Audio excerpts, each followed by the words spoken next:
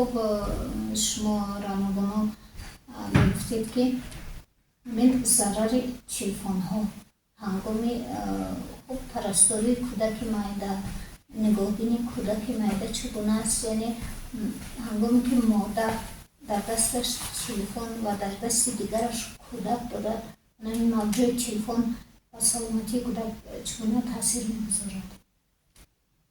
خود فکر کنید که وقتی ما گپ میزنیم این موضوع تو امریکا، تو انگلیس، تو تمامی مملکت‌های دوردست ما میتونیم گپ زدن.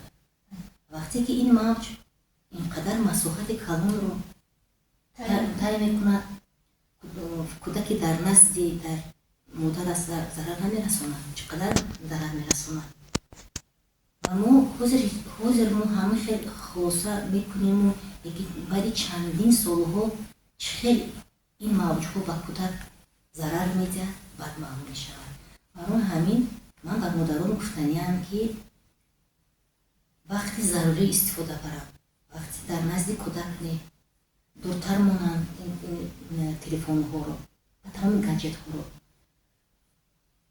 از همه سیرویت وزنین اثبات شده است در تلفن های موبیلی از همه میکروب های ضررآور در این تلفن ها می باشد. وقتی که مادر تلفن در دست کودک سینه می دهد یا که از دیگر ظرف شیشه ها یا از همه اون سیرویت بر این کودک تاثیر منفی خود را می رساند.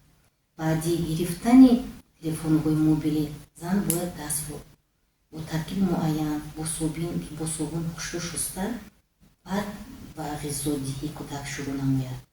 همه این ضرر خود رو به کودک میرساند. برای همین هست که کودکانی که تیز بیمار میشوند برای اون که همه وقت این زنها از تلفن های موبیلی استفاده میبرند بسیار در نزد کودکان ممکن که دست رو شویند به ترکیب معین نمیشویند یا